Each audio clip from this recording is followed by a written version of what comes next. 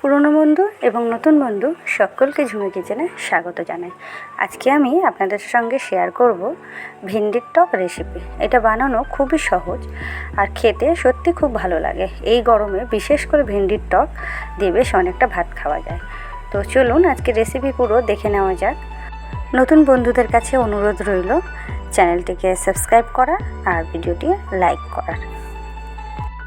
আমি এখানে 200 গ্রাম ভেন্ডি জলের মধ্যে ভিজিয়ে রেখেছি। তো ভেন্ডি যেমন খুশি কাটতে পারেন, মানে যে কোনো আকারে কেটে নেবেন। তো আমি একটা দু টুকরো করে কেটে নিয়েছি। আর এখানে আমি উষ্ণ গরম জল নিলাম তেঁতুলগুলো ভেজানোর জন্য।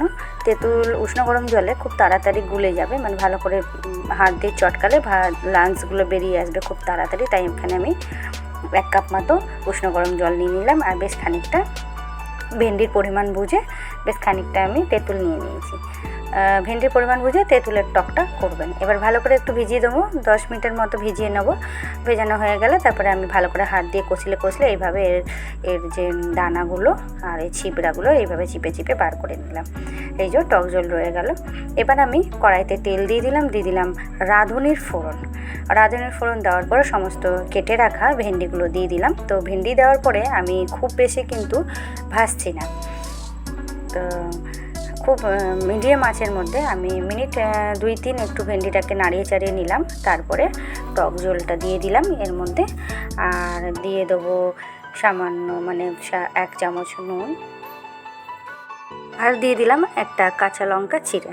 লঙ্কা আপনারা নাও দিতে পারেন। আর দিয়ে দিচ্ছি সামান্য একটু চিনি। দিয়ে মিনিট 5 ভালো করে সেদ্ধ করে নেব। ব্যাস রেডি হয়ে গেল ভেন্ডির টক।